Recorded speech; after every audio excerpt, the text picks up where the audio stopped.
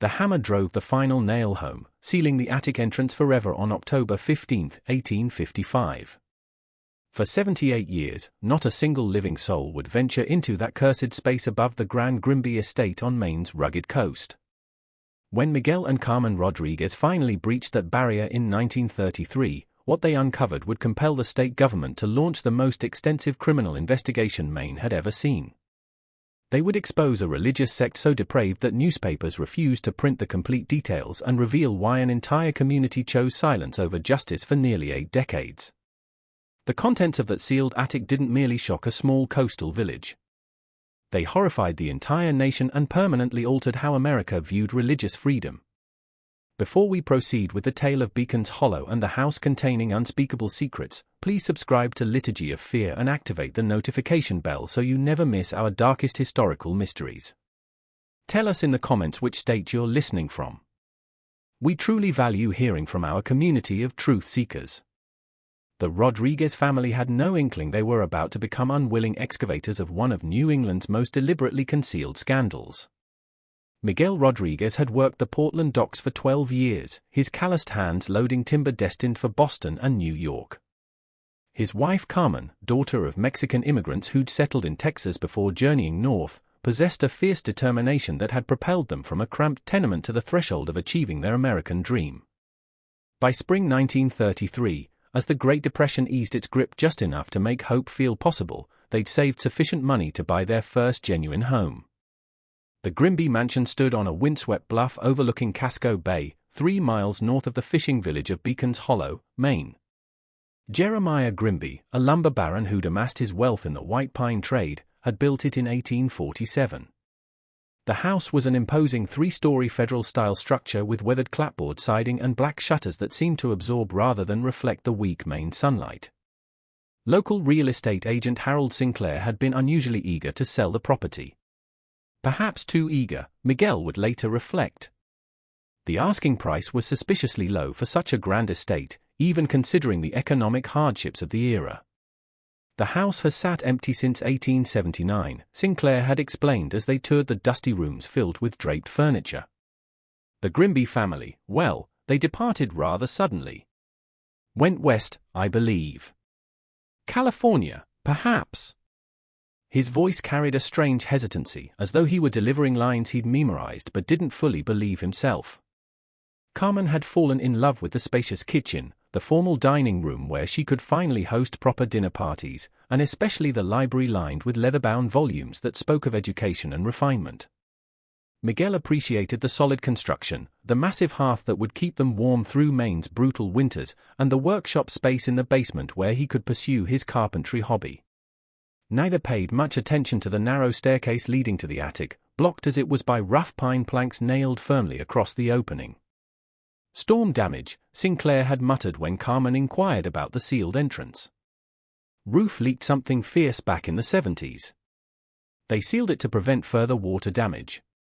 Probably rotted floorboards up there, maybe some mold. Nothing worth bothering with, really. The people of Beacon's Hollow were polite but distant when the Rodriguez family moved in that autumn. At the general store, conversations would halt mid-sentence whenever Miguel entered. Carmen noticed how the other women at church would offer tight smiles and brief pleasantries before quickly finding excuses to speak with someone else. Even the children seemed to regard their new home with a mixture of curiosity and unease, daring each other to walk past the iron gate but never lingering long on the property. "They'll warm up to us eventually," Carmen assured Miguel as they unpacked their few possessions in rooms that echoed with decades of silence. People in small towns are always suspicious of newcomers. My mother told me the same thing happened to her family in San Antonio. But Miguel couldn't shake the feeling that the townspeople's reluctance ran deeper than mere suspicion of outsiders. There was something almost fearful in their eyes when they looked toward the house on the bluff, as though they expected something terrible to emerge from behind those black-shuttered windows. Old-timers would cross themselves when they passed the property line, and more than once, Miguel had caught neighbors staring up at the sealed attic windows with expressions of barely concealed dread. The house itself seemed to hold its breath. Despite Carmen's efforts to fill the rooms with warmth, fresh curtains, polished wood, the aromas of her cooking, a persistent chill lingered in certain corners. The floorboards creaked in patterns that suggested footsteps when no one was walking. Doors that Carmen was certain she'd left open would be found closed and sometimes locked, though she could never remember turning the keys. It was during their second week in the house that they first heard the sounds from above. November rain drummed against the mansion's windows with the relentless intensity that only coastal Maine can deliver. Miguel sat by the library fireplace attempting to read by lamplight while Carmen worked on her embroidery in the adjacent chair. The grandfather clock in the hallway had just chimed 10 when they heard it. A soft scratching sound, rhythmic and deliberate, coming from directly overhead. Carmen's needle froze mid-stitch. "Did you hear that?" Miguel lowered his book, straining to listen. For a moment there was only the rain and the settling sounds of the old house. Then it came again. Scratch, scratch, scratch, followed by a pause, then the sequence repeated. "Probably mice," Miguel said, though his voice lacked conviction. "Or squirrels that found a way in through the damaged roof." But the scratching was too regular, too purposeful to be made by animals. It seemed to follow a pattern, almost like someone tapping out a message in Morse code. Though neither Miguel nor Carmen knew enough about telegraphs to interpret it, the sounds continued for nearly an hour, always from the same location above the library. Carmen tried to resume her needlework, but her hands trembled slightly, causing her to prick her finger and stain the white fabric with a drop of blood. Miguel pretended to read, but his eyes never left the ceiling, following the invisible source of the scratching as it moved in small circles as though someone were pacing in a confined space. "Tomorrow, I'll get a ladder and take a look at that seal," Miguel finally announced, more to break the oppressive silence than from any genuine desire to investigate. "Maybe some of those boards have worked loose." Carmen nodded, but her dark eyes reflected the same unease that Miguel felt. The scratching had stopped as abruptly as it began, leaving them with the uncomfortable sensation that whatever had been making the noise was now listening to their conversation. The next morning dawned grey and bitter with a wind that cut through clothing and sent dry leaves skittering across the barren ground like frightened creatures seeking shelter. Miguel positioned his ladder at the top of the main staircase and examined the boards that sealed the attic entrance. The wood was old but solid, secured with square-head nails that showed no signs of loosening. No gaps were visible between the planks, certainly nothing large enough for squirrels or even mice to squeeze through. "Well?" Carmen called from the bottom of the stairs. "Sealed tight as a coffin," Miguel replied, though he immediately regretted his choice of words. Something about the crude carpentry bothered him. The boards had been cut hastily, without the precision he would expect from a professional carpenter. Moreover, the wood was different from the rest of the house's interior trim, rougher, cheaper, as though whoever had done the work had been more concerned with speed than appearance. As he prepared to climb down, Miguel noticed something else that made him pause.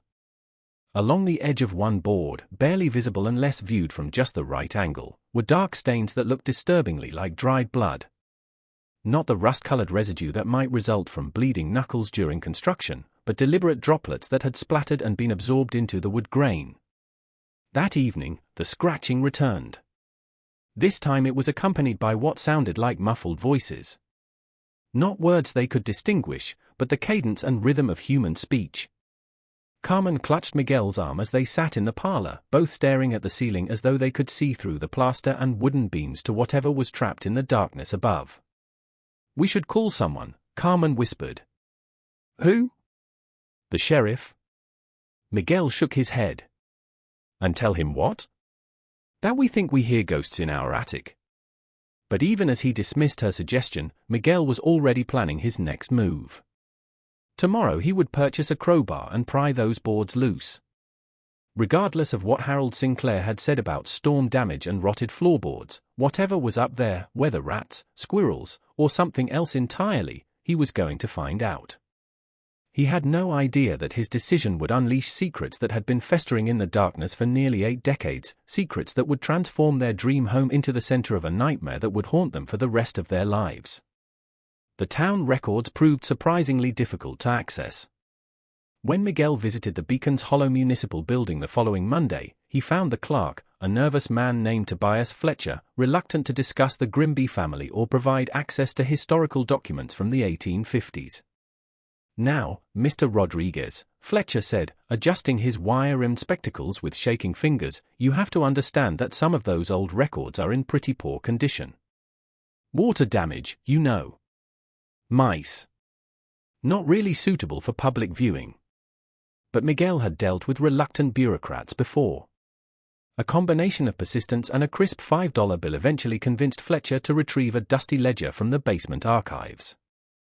The records painted a picture of the Grimby family that was both fascinating and deeply troubling.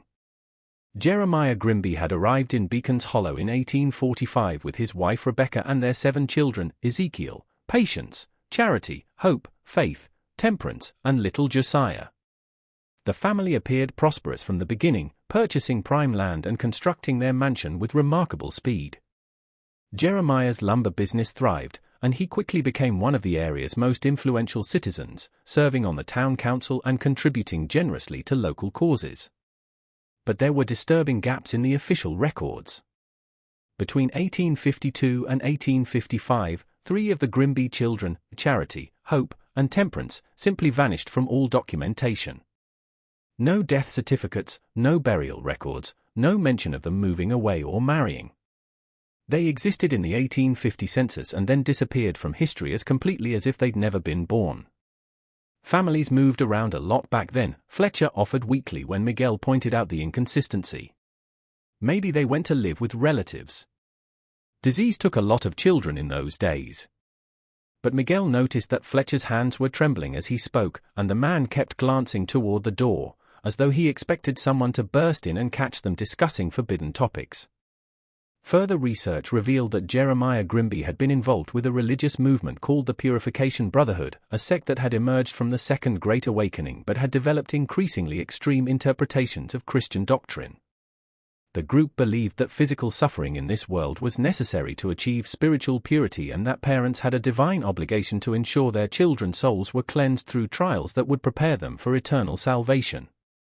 The Brotherhood had attracted followers throughout New England, but nowhere had their influence been stronger than in isolated communities like Beacon's Hollow, where traditional religious authority was weak and desperate people were susceptible to charismatic leaders who promised certainty in uncertain times.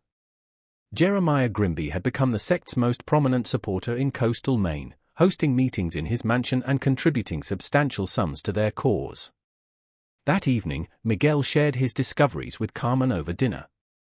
She listened with growing alarm as he described the missing children and the Purification Brotherhood's extremist beliefs. 3 children don't just disappear, she said, setting down her fork with a sharp click against the china plate. And if they died of disease, there would be records, death certificates, burial plots, obituaries in the local newspaper. Miguel nodded grimly. I checked the cemetery records, too. No Grimby children buried there after 1851. Carmen's eyes drifted toward the ceiling where the scratching sounds had resumed their nightly pattern. Miguel, what if those aren't animal sounds? What if, she didn't finish the sentence, but Miguel understood. The same terrible possibility had occurred to him as he read about the missing children and their father's involvement with religious extremists who believed suffering purified the soul. The scratching sounds came from the same area every night, always above the library, always in the same circular pattern, always starting around 10 and continuing for exactly 1 hour before stopping with unnatural abruptness.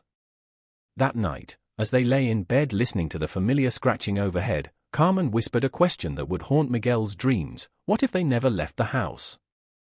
The next morning brought an unexpected visitor. Dr. Edmund Hartwell, the town's elderly physician, appeared at their door carrying a leather medical bag and wearing an expression of profound discomfort. He was a tall, gaunt man with white hair and pale blue eyes that seemed to hold decades of carefully guarded secrets. Mr. and Mrs. Rodriguez, he said, removing his hat with ceremonial politeness, I wonder if I might speak with you about your house, about the Grimby family. Carmen invited him into the parlor where he accepted a cup of coffee but didn't drink it, instead holding the cup as though he needed something to occupy his hands while he spoke. I was a young man when the Grimbys lived here, Dr. Hartwell began, his voice barely above a whisper. Just starting my medical practice.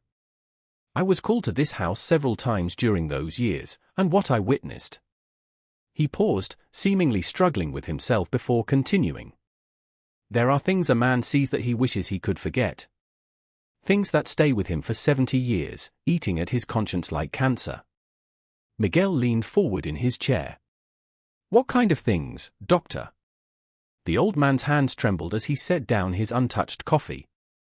The Grimby children were often ill, malnourished, covered in welts and burns that Rebecca claimed were accidents, though no child could be so consistently careless. Jeremiah explained their condition as necessary discipline, purification rituals mandated by their faith.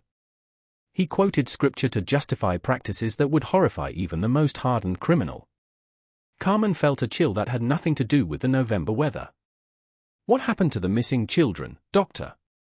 Dr. Hartwell closed his eyes as though the memory was too painful to face directly. I was called here one final time in October of 1855. Rebecca Grimby was hysterical, claiming that Jeremiah had finally achieved the divine revelation he'd been seeking. She led me upstairs to the attic, where... His voice broke completely. When he continued, it was in a whisper so soft they had to strain to hear him. There are sins so terrible that God himself turns away in revulsion. What Jeremiah Grimby did to his own children in the name of salvation, no parent, no human being should be capable of such cruelty. Dr. Hartwell stood abruptly as though he could no longer bear to remain in the house where those horrors had unfolded. The town leaders decided it was best to seal away what had been done, to let the dead rest and protect the living from knowledge that would serve no purpose except to spread more pain. But you have a right to know what you've bought. You have a right to make your own choice about whether to let sleeping devils lie. As he reached the door, the old doctor turned back one final time. Whatever you decide to do, be careful. Some doors, once opened, can never be closed again. The doctor's visit changed everything. What had begun as curiosity about strange sounds in their new home had transformed into a moral obligation to uncover the truth about the Grimby children. Miguel could no longer pretend that the scratching sounds were made by animals, and Carmen found herself unable to sleep in a house where children had suffered unimaginable torment. They spent the following days researching everything they could find about the Purification Brotherhood and its practices. The Portland Public Library yielded disturbing accounts of the sect's activities throughout New England. Members believed that children were born tainted by original sin and required increasingly severe purification rituals to achieve spiritual cleansing. These began with extended fasting and prayer sessions but escalated to physical trials designed to test faith through suffering. Contemporary accounts describe children being forced to kneel on dried corn kernels for hours while reciting prayers, being subjected to ice baths in winter to freeze out impurities, and enduring ceremonial beatings with switches blessed by sect leaders. The Brotherhood's founder, a charismatic preacher named Elias Whitman, proclaimed that parents who spared their children from necessary suffering were condemning their souls to eternal damnation. Most disturbing were reports of children who had died during purification rituals, deaths that were celebrated by sect members as evidence of successful spiritual cleansing. The children had achieved such perfect purity, according to Brotherhood doctrine, that God had called them home to heaven rather than allow them to be corrupted by further earthly existence.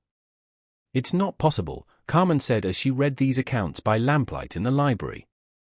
No parent could do such things to their own children, not even in the name of religion. But Miguel had grown up hearing stories of religious extremism from his grandmother, who had fled Mexico during the Cristero War. He understood how faith twisted by fear and fanaticism could justify the most horrible acts. People can convince themselves of anything if they believe their children's eternal souls are at stake, he said quietly. They can make themselves believe that temporary suffering is a small price to pay for infinite salvation. That night, the sounds from the attic changed. Instead of the rhythmic scratching they had grown accustomed to, they heard what sounded unmistakably like children crying. Not the loud, demanding wails of healthy children, but the weak, hopeless sobbing of those who had learned that no one would come to comfort them. Carmen wept openly as she listened, her maternal instincts triggered by sounds that seemed to pierce through wood and plaster to reach directly into her heart. "We have to open that attic," she whispered through her tears. "Those children deserve better than to be forgotten and sealed away like shameful secrets." Miguel nodded, though part of him dreaded what they might find. Dr. Hartwell's warning echoed in his mind, some doors, once opened, can never be closed again. But the alternative, continuing to live above the remains of murdered children while pretending ignorance, had become unthinkable. They decided to wait until Saturday when Miguel wouldn't have to work the next day, and they would have time to properly deal with whatever they discovered. Carmen spent the intervening days making practical preparations, purchasing candles, gathering cleaning supplies, and steeling herself for horrors that no amount of preparation could truly make bearable. On Friday evening, they received another unexpected visitor. This time it was Sarah Peaton, the town's oldest resident, a woman in her 90s whose family had lived in Beacon's Hollow since before the Revolutionary War. She arrived as darkness fell, moving slowly but purposefully up their front walk with the aid of a gnarled walking stick. "I heard Dr. Hartwell came to see you," she said without preamble once they had settled her in the parlor. "Figured it was time someone told you the whole truth instead of letting you stumble around in the dark like blind mice." Sarah Peaton had been 16 years old in 1855, old enough to understand what was happening at the Grimby house but too young to do anything to stop it. Her account of those final months filled in details that made the tragedy even more horrifying. Rebecca Grimby wasn't always mad, the old woman explained, her voice carrying the weight of decades. When they first came to town, she was a normal mother who loved her children. But Jeremiah, he had a way of twisting scripture that made evil sound righteous. He convinced her that their children were especially blessed, chosen by God for a special purpose that required them to suffer as Christ had suffered. The transformation had been gradual. First came the excessive religious instruction, children forced to memorize entire books of the Bible and recite them without error. Then the fasting, justified as preparation for spiritual visions. Then the physical trials, designed to build character and strengthen faith. The other children in town were forbidden to play with the Grimby young ones, Sarah continued. Our parents said they were touched by holiness and not suitable companions for ordinary children. Really, they were afraid of what Jeremiah might do if we saw too much, afraid of being accused of interfering with God's will. By 1854, the surviving Grimby children had become ghostly figures who rarely left the house and never spoke when they encountered other people in town. Their clothes hung loose on increasingly thin frames, and their eyes held a haunted quality that disturbed even the adults who glimpsed them.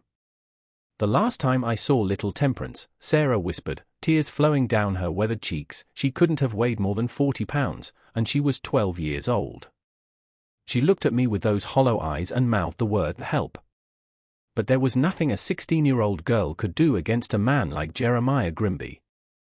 The end had come in October 1855 during what Jeremiah called the final purification. He had announced to the remaining members of the Purification Brotherhood that God had revealed to him the ultimate test of faith, a ritual that would guarantee his children's immediate ascension to heaven.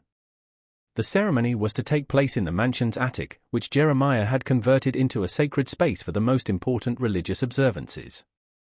3 children went up to that attic on October 14, Sarah said, her voice breaking. None came down alive. Jeremiah claimed it was a miracle that his children had been taken directly to heaven without experiencing death. Rebecca couldn't speak coherently after that. She just rocked back and forth, holding her remaining children and whimpering like a wounded animal. The town leaders had faced an impossible choice. Jeremiah Grimby was wealthy, influential, and technically within his legal rights as a parent to discipline his children as he saw fit. The concept of child abuse as a criminal matter didn't exist in 1855 law. Moreover, bringing charges would require testimony that would expose the entire community's complicity in allowing the tragedy to unfold. So they made a deal with the devil, Sarah concluded bitterly. They agreed to keep silent about what had happened if Jeremiah and his family left town immediately. The attic was sealed. The house was abandoned. And everyone pretended it never happened. 78 years of lies and cowardice. As Sarah prepared to leave, she turned back with one final warning. Whatever you find up there, remember that those children suffered enough during their lives. Don't let them suffer more in death by turning their tragedy into some kind of spectacle. They deserve peace. Finally, that night, the sounds from the attic were different again. Instead of crying or scratching, they heard what sounded like children singing hymns in voices so weak and thin they seemed to come from another world entirely. The melody was beautiful but heartbreaking, a lullaby that spoke of hope deferred and innocence destroyed. Miguel and Carmen held each other and wept, knowing that tomorrow they would finally give voice to secrets that had been buried for nearly 8 decades, and that their simple dream of home ownership had become something far more significant, a chance to bring justice to the forgotten dead and peace to their own tormented souls. Saturday morning arrived grey and oppressive, with storm clouds gathering over Casco Bay and a wind that seemed to carry whispers of old tragedies. Miguel had barely slept, his mind churning with images of what they might discover in the sealed attic. Carmen moved through their morning routine mechanically, preparing breakfast that neither of them could bring themselves to eat. At precisely 9 o'clock, Miguel positioned his ladder beneath the sealed entrance and hefted the crowbar he had purchased from the hardware store. The weight of the iron tool felt significant in his hands, as though he were holding not just an instrument for prying loose wooden boards, but a key that would unlock horrors that had been carefully hidden from the world. "Are you certain you want to do this?" he asked Carmen, who stood at the bottom of the ladder with her arms wrapped around herself despite the wool sweater she wore. "Those children have been alone in the dark for 78 years, she replied, her voice steady despite the tears in her eyes. "It's time someone acknowledged what happened to them." The first board came loose with surprising ease, as though the wood itself was eager to give up its secrets. As Miguel pried it away from the frame, a blast of cold air rushed out of the opening, carrying with it a smell that made both of them step back in revulsion. It wasn't the musty odor of decay that might be expected after decades of sealed darkness, but something sharper and more disturbing, the scent of old fear, of suffering that had soaked into the very walls of the space above. "Dear God," Carmen whispered, pressing her handkerchief to her nose. Miguel forced himself to continue working, removing board after board until the entrance was completely clear. The opening gaped before them like a mouth, revealing nothing but impenetrable blackness beyond. He had brought several oil lanterns, knowing that the attic would have no electrical lighting, but even their combined illumination seemed reluctant to penetrate the space that had been sealed for so long. "I'll go up first," Miguel said, though every instinct screamed at him to replace the boards and forget what they had learned. "Wait here until I tell you it's safe." Carmen nodded, though they both knew that safety was not really the issue. What lay beyond that opening could never truly be safe for anyone with a conscience. Miguel climbed through the entrance and immediately understood why the smell had been so overwhelming. The attic had been converted from a simple storage space into something that resembled a macabre chapel. The walls were covered with religious texts painted directly onto the wooden planks, Bible verses that focused obsessively on sacrifice, purification, and the necessity of suffering to achieve salvation. The paintings were crude but disturbing, depicting scenes of biblical torment rendered with an attention to detail that suggested intimate familiarity with pain. In the center of the space stood an altar constructed from rough wooden planks stained dark with substances that Miguel preferred not to identify. Arranged around the altar were 3 smaller platforms, each sized for a child, with leather restraints still attached to the wooden surfaces. The restraints showed clear signs of use, the leather was worn smooth from struggling, and dark stains marked the wood where small bodies had lain. But it was what surrounded these platforms that made Miguel's knees weak and forced him to grip the nearest wall for support. Scattered across the floor were items that could only have belonged to children, a small wooden doll with a cracked porcelain head, a child's shoe barely 4 inches long, a tattered book of nursery rhymes, and scraps of clothing in sizes that would have fit children between the ages of 8 and 12. "Miguel!" Carmen's voice drifted up from below, tight with worry. "What do you see?" He couldn't answer immediately. His attention had been drawn to the far corner of the attic, where 3 small shapes lay beneath rotted blankets. Even without disturbing the coverings, he could see that they were human remains, children's remains, positioned with care and surrounded by wilted flowers that had long since crumbled to dust.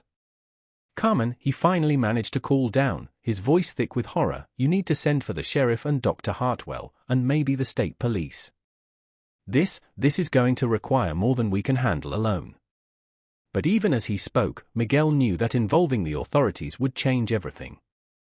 Their quiet life in Beacon's Hollow, their hope of becoming accepted members of the community, their dream of raising their own children in this house, all of it would be destroyed by what lay scattered across the attic floor.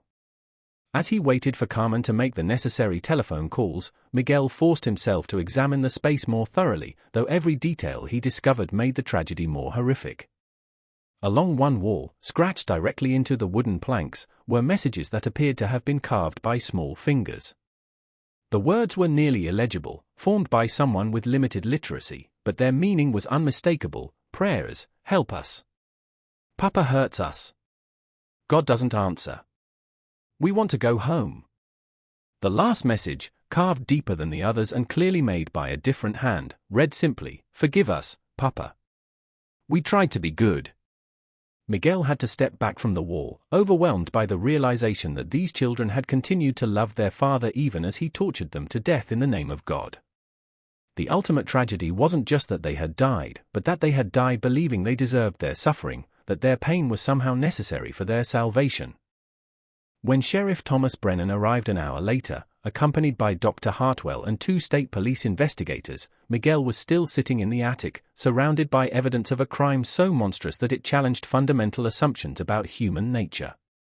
The sheriff was a practical man in his 50s who had seen his share of violence and tragedy, but even he was visibly shaken by what Miguel showed him.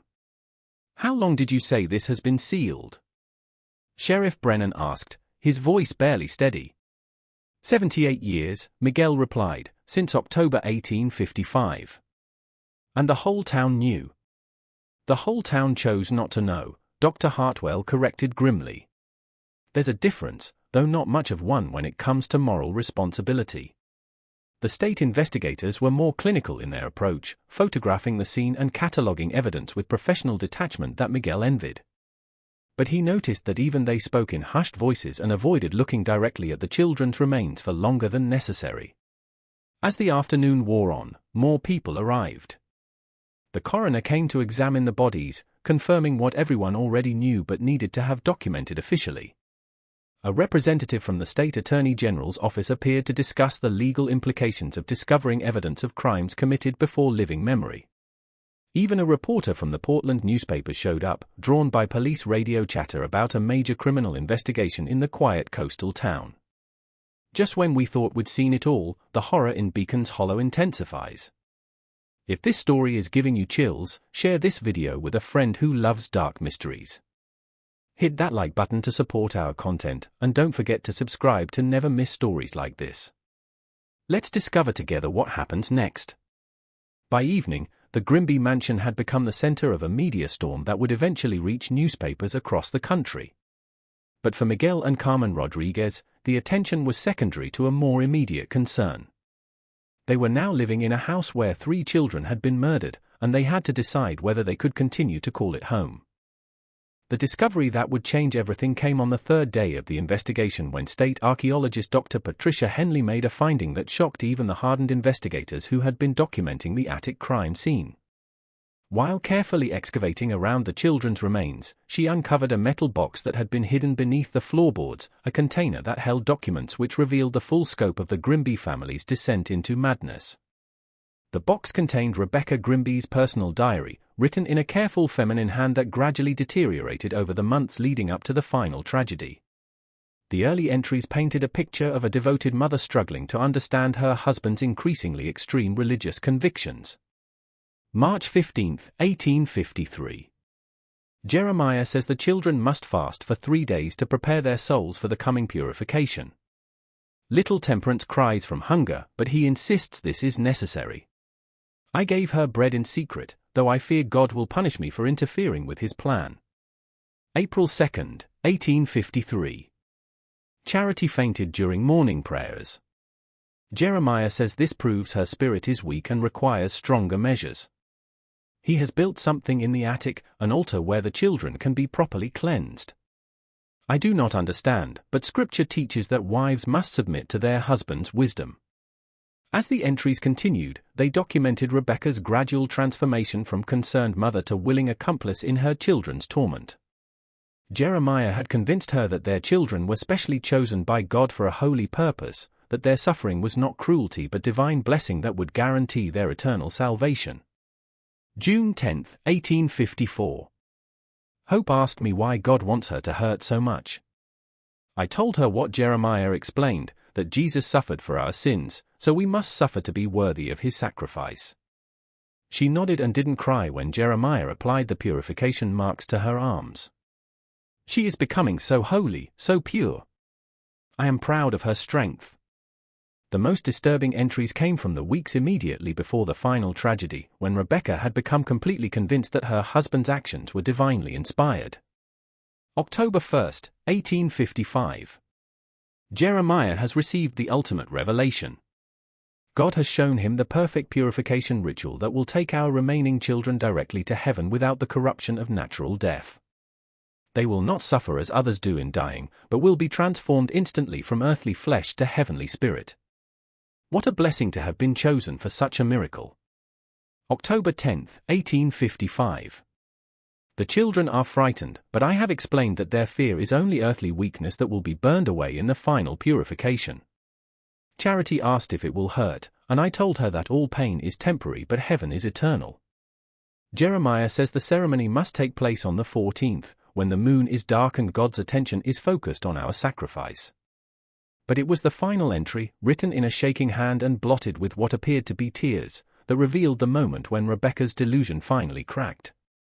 October 15, 1855. They are gone. My babies are gone.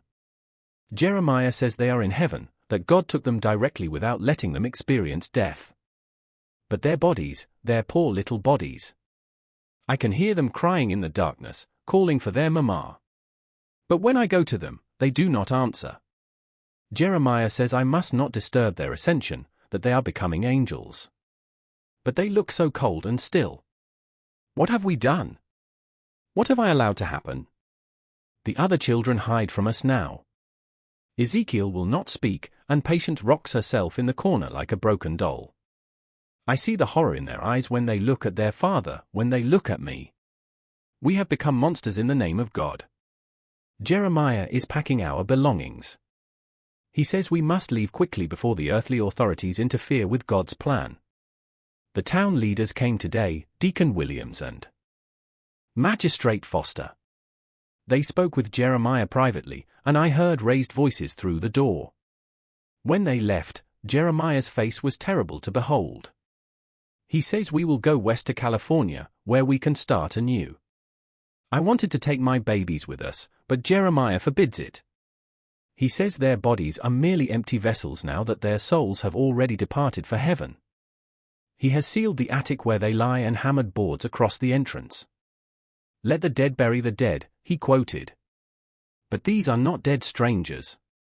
These are our children, our precious little ones who trusted us to protect them. The diary revealed additional horrors that the investigators had not yet discovered. Rebecca described in clinical detail the purification rituals that had preceded the final tragedy, children forced to lie on beds of thorns while reciting prayers, branded with hot irons to mark them as God's chosen ones, and subjected to drowning in ice water to simulate baptismal rebirth. But perhaps most chilling was Rebecca's matter-of-fact description of how she had helped restrain her own children during these ordeals, convinced that their screams were merely earthly weakness being purged from their souls. She had been present during the final ceremony, holding little Temperance's hand while Jeremiah performed what he called the ultimate purification, a ritual so horrific that even Rebecca's deluded mind couldn't fully process what she was witnessing. Dr. Henley also found a second document in the metal box, a letter written by Jeremiah Grimby himself, apparently intended as a confession but never sent. The letter was addressed to his brother Samuel in Ohio and provided Jeremiah's own justification for his actions. Brother Samuel, I write to you from the depths of spiritual trial, knowing that worldly minds cannot comprehend the divine revelations that have been granted to me. The Lord came to me in visions and showed me that my children were chosen vessels, selected before their birth to demonstrate the ultimate power of faith through sacrifice. As Abraham was commanded to sacrifice Isaac, I was commanded to offer my children as burnt offerings to purify their souls for immediate ascension to heaven. Unlike Abraham, I was not stayed by an angel at the final moment. For my children's purpose was different. They were meant to complete the sacrifice, to prove that earthly love must be subordinated to divine will. I know that small minds will call this murder, but they do not understand that I have given my children the greatest gift possible, eternal salvation without the corruption of living in this sinful world. They died in perfect innocence, their souls unstained by the wickedness that would have inevitably touched them had they been allowed to grow to adulthood. The letter continued for several pages, detailing Jeremiah's theological justifications for child murder with the calm rationality of a man completely divorced from moral reality. He described the final ceremony in terms that made it clear he had tortured his children to death slowly and methodically, believing that their suffering was somehow cleansing their souls for immediate transport to heaven. The most disturbing aspect of Jeremiah's confession was his complete lack of remorse. He wrote about his children's deaths the way another man might describe a successful business transaction, focusing on the spiritual benefits they had gained rather than the agony they had endured. He even expressed gratitude to God for choosing him as the instrument of his children's salvation, viewing himself as a blessed prophet rather than a murderer. When the contents of both documents were read aloud to the assembled investigators, the silence in the Grimby mansion was profound and terrible. Even the most hardened law enforcement officers struggled to comprehend the level of delusion and cruelty that had led to the children's deaths. Sheriff Brennan was the first to speak, his voice thick with disgust. "In 30 years of police work, I've never seen anything like this. Those children were tortured to death by their own parents, and the parents convinced themselves they were doing God's work." The revelation of the document's content spread quickly through Beacon's Hollow, finally breaking the conspiracy of silence that had protected the town's guilty secret for nearly 8 decades. Residents who had never spoken publicly about the Grimby family began coming forward with their own memories and family stories about the tragedy. Margaret Sinclair, the elderly aunt of real estate agent Harold Sinclair, admitted that her family had known the truth about the sealed attic for generations. "My grandfather was one of the town leaders who made the deal with Jeremiah Grimby," she confessed to investigators. "He carried the guilt of it to his grave. But he said they had no choice. The law couldn't touch Jeremiah for disciplining his own children, and bringing the truth to light would have destroyed half the families in town who had watched it happen and done nothing." Other residents revealed that the conspiracy of silence had been maintained through a combination of shame, fear, and pragmatic self-interest. Many of the town's founding families had been complicit in allowing the tragedy to unfold, either through direct participation in the Purification Brotherhood or through willful blindness to the children's suffering. Exposing the truth would have meant admitting their own moral failures, so they had chosen to bury the evidence and hope it would remain hidden forever. The investigation also revealed that Jeremiah Grimby had never made it to California. Railroad records showed that he, Rebecca, and their 4 surviving children had purchased tickets to Chicago, but they had never arrived at their destination. Further investigation suggested that Jeremiah had abandoned his family somewhere in the wilderness of the Western Territories, leaving Rebecca and the children to fend for themselves with no money, no skills, and no support system. Rebecca Grimby had been found dead of exposure near a railroad station in Nebraska 3 months after leaving Maine. Her 4 surviving children scattered to various orphanages where they had lived under assumed names to escape the shame of their family's history. The children had never spoken about what they had witnessed in the Grimby attic, taking their trauma to unmarked graves in potters' fields across the American frontier. As the full scope of the tragedy became clear, Miguel and Carmen Rodriguez found themselves at the center of a national media storm. Reporters from newspapers across the country descended on Beacon's Hollow, eager to interview the couple who had uncovered one of America's most horrific family murders.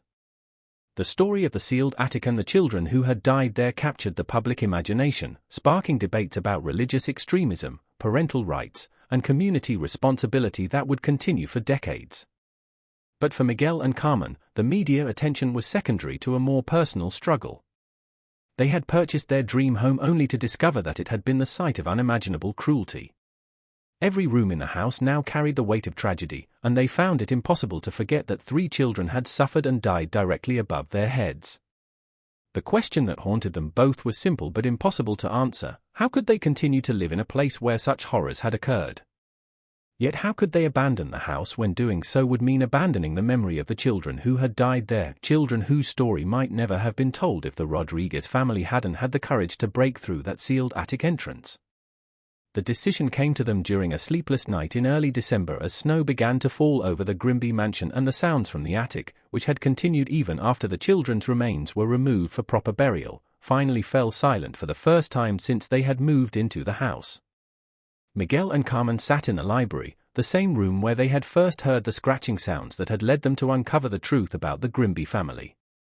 The space felt different now, somehow lighter, as though a great weight had been lifted from the walls themselves.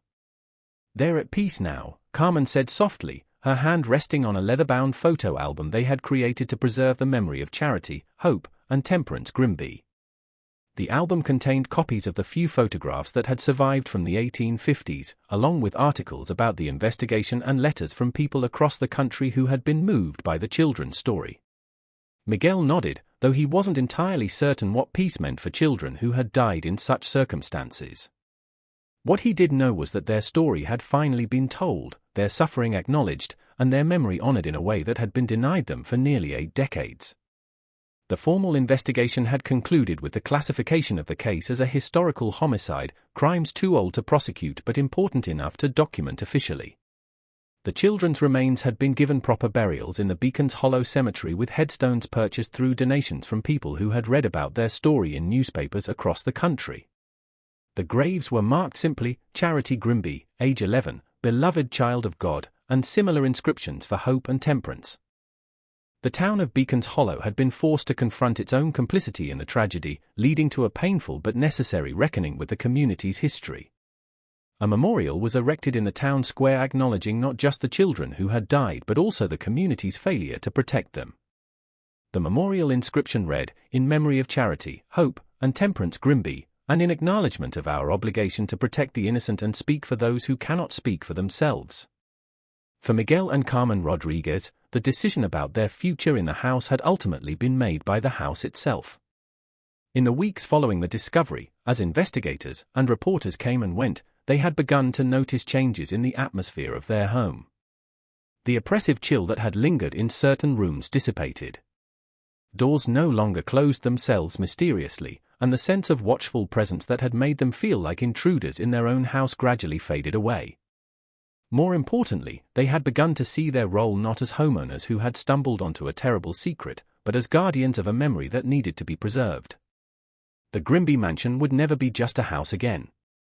It had become a monument to the 3 children who had died there and to the importance of speaking truth about injustice even when that truth was uncomfortable or inconvenient.